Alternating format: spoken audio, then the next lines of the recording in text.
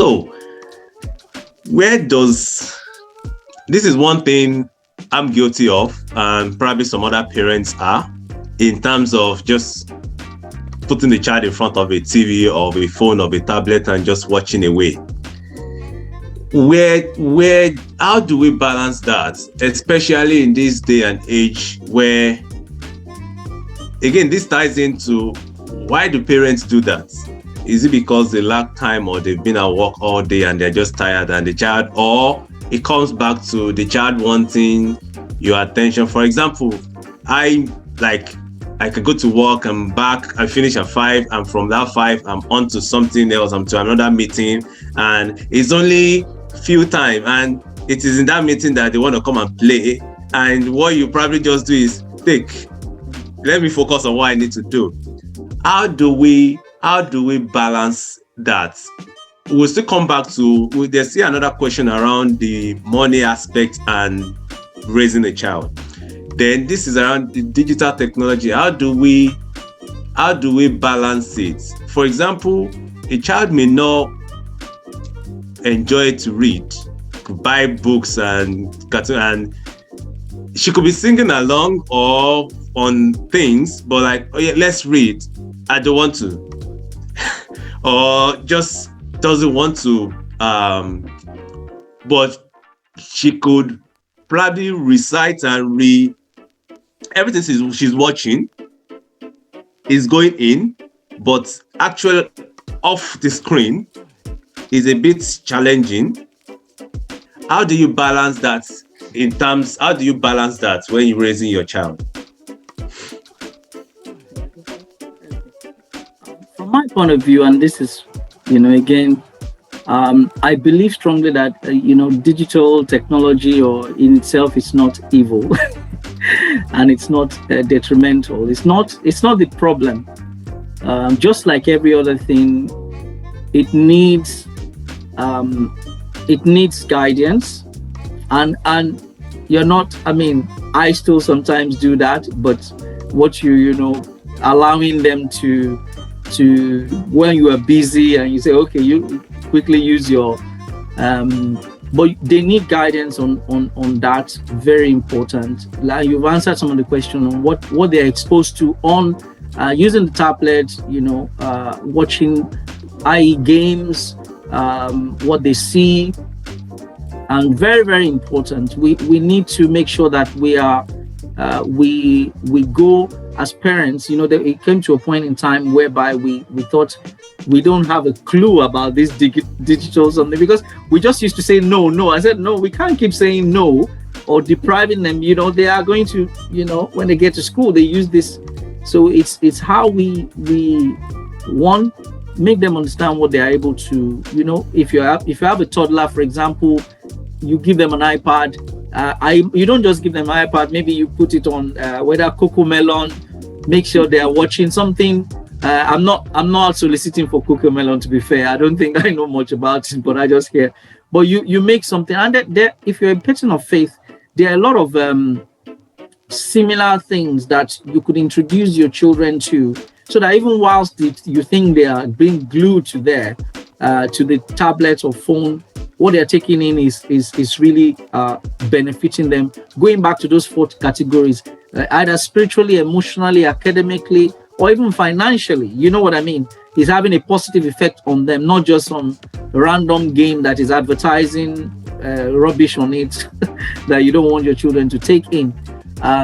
So be involved with what they are taking in at different levels. When they start to get to 10-year-old, 9-year-old, and even teenage, that's a different ball game. You have to keep reasoning with them.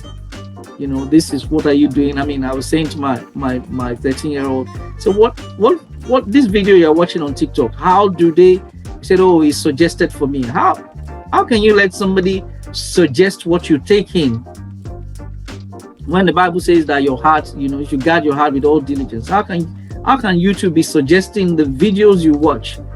You should be determining what you take in. I had to reason and say, oh, it's suggested based on my interest. So the digital, whatever, they need guidance around that at different levels. you need to be part of it.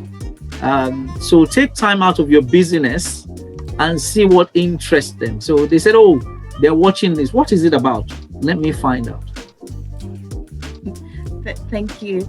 And I would just, in addition to what my husband said, technology, it's not bad.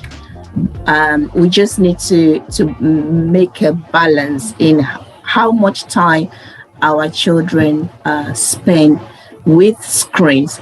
Maybe my husband is starting to forget when our children were young, maybe the first was like age 5, and the younger one was like 3. Those that have children, please be careful. I think my husband mentioned earlier that we were quite firm with our first, because we just realized that the younger one just tend to follow what the first does. So my advice to parents is what the first do is likely that the younger ones or those behind them will follow. So I was saying that you're probably starting to forget. Our children actually used screen. Then we didn't have tablets. This was like 12, 13 years old. We didn't buy them tablet. We had a computer. But what did they do? What were they doing on the computers? We subscribed for some educational stuff like reading eggs. She would sit there, she will watch all these cartoons and everything. She would do reading eggs, she would do math. It was quite creative. Also, the world that we live in now, the danger is not out there anymore, it's on the screen. The danger is not on the road, it's not on the crossing road, it's not in the park, it's on the screen. Your child will be watching a cartoon or something, and you will see an advert pop up. An advert for that is age categorized 12 years old, 15 years old. What advert is popping? What is popping up on your? So we have to strictly monitor. It came to a stage whereby we said, actually, just for the educational purpose, we weren't watching TV. We were not watching TV in our household Monday to Friday. Dad and I, we have a way of watching our news and all that. So what did we do?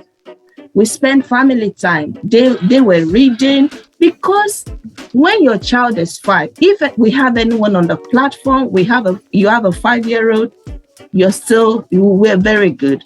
You have those that have gone 5 and over, we're all good. Even us, we're still learning. 0 to 5, we call it formative years. Formative year, everything they're going to start learning, start from that 0 to 5. So let's not get them so used to screen, They need to develop handwriting. They need to learn to start learning the phonics, to read. Those that have gone to school, they need to work when they get to key stage 2, which is year 3, year 4, year 5. They will start to do exam. Screen will not help them with handwriting. You will write that thing on paper. It's still conventional. As good as screen are, as good as computers are, there are still some landmark stages that your child will need to achieve at school. My husband was saying we gave our children a book. Ben Carson, it's called Gifted Hand. If anyone knows Ben Carson, is one of the top surgeon, former top surgeon in America. And I think our first child read that book at age 8, age 9. You would think, what's wrong with us? When there's nothing to do, they say, Daddy, I'm bored, Daddy, I'm this. He said, go and get a book. That helped them to constantly, they can't put books down now. Our punishments in our house. If we say our children are not watching TV, they're not bothered. If they say they're not watching screen, they're not bothered.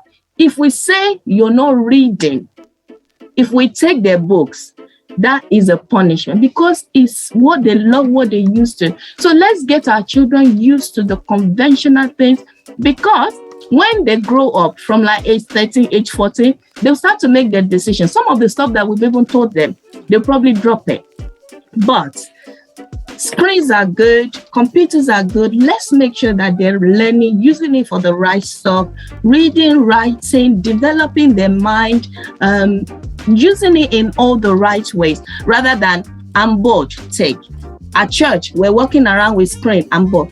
Now, I would like to focus on children that have disabilities. We have parents and families that their children have disabilities, and they need some of these resources to help them. That is absolutely fine. We have children that have ADHD, autistic spectrum disorder, hyperactive. They need you to use it to calm them down.